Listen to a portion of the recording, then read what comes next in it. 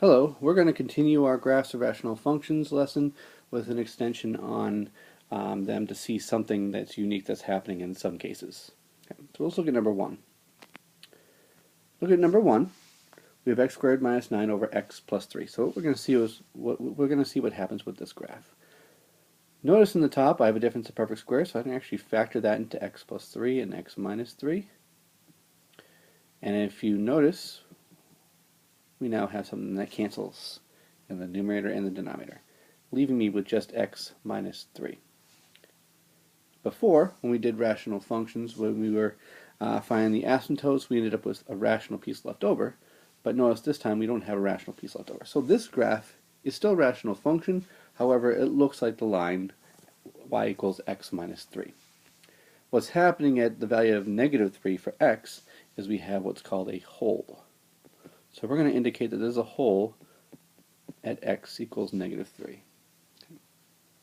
But there's no asymptotes because we actually have a line that's produced when we reduce it. So when we graph this, we're going to plot the line as usual.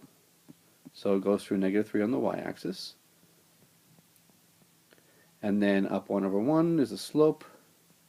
Okay, and you keep going up to the right.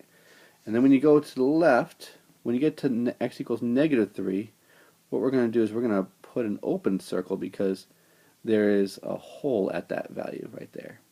Okay.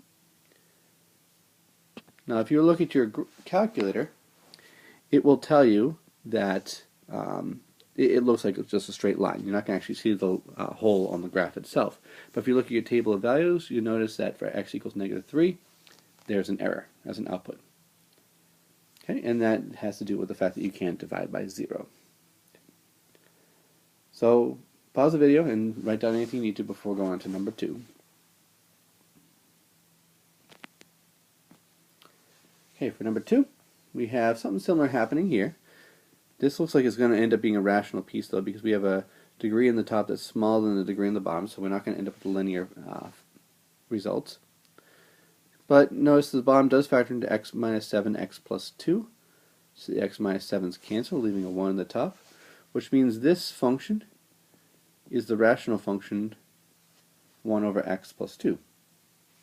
However, because we had the x minus 7's that canceled, we end up having a hole. Okay, so let's write our pieces of the graph. We have vertical asymptote, okay, because we have a rational part that remains. Vertical asymptote at x equals negative 2. We have a hole at x equals 7. Okay, so I'm going to indicate it's not going to equal 7. That indicates there's an open circle there. And because the degree in the top is smaller than the degree in the bottom, we have a horizontal asymptote at y equals 0. So when I'm graphing this, I'm going to set up my axes and graph this as if it's a rational function, but I'm going to put a hole at the value of x equals 7. So I'm going to 1, 2, 3, 4, 5, 6, 7, 8, 9, just do a little bit more than I need to.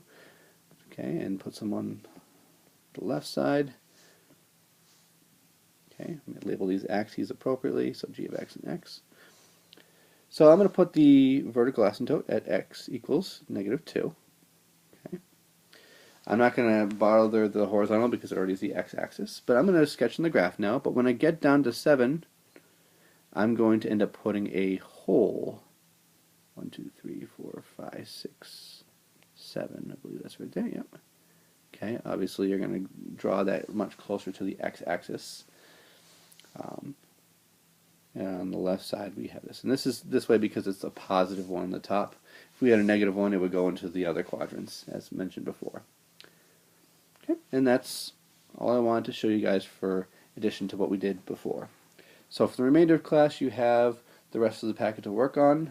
It will be collected tomorrow, so just make sure that you work on it together and help each other if needed. Thanks.